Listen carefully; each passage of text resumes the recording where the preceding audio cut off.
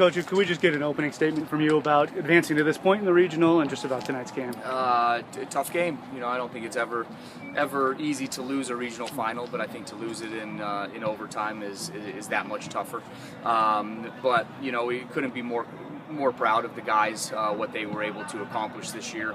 Getting to a regional final, I think in this region is incredibly difficult, just like the West region is. So all in all, fantastic year for the guys, crushing defeat, no doubt about it.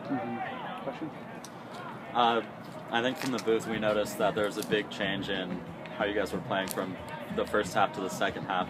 A lot more attacking in the second half. Was that planned out beforehand, or was that just something you took advantage of? No, we didn't look ourselves in the first half. I thought WT did an excellent job high pressuring us, and I don't think we were as composed as we should have been. And I think that's what you saw in the second half, was just technically we were more composed and better in possession than what we were in the first. And I thought we had a little bit more urgency with what we were doing in the second half as well. First half we looked a little bit. We didn't look ourselves. We'll go back to the drawing board and try to discover why. But at the end of the day, I thought we looked more like ourselves in the second half, and I think we gave our chance to win the game. Unfortunately, came out just a little bit short. Yeah, it seemed like they had Avery's number. Like every time they touched the ball, even 50 yards away, it seemed like 2 guys on his back.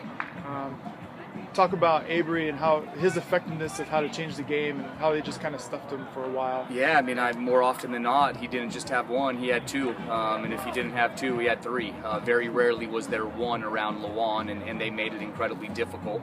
I think one thing that we needed to do a little bit better was running behind their back 4. I thought we played a little bit too much in front of their back 4. They were playing a high line more often than not, and we continued to play in front and didn't expose them behind. And I think that's one area in which we've been pretty good, or at least Lawan's been pretty good this year.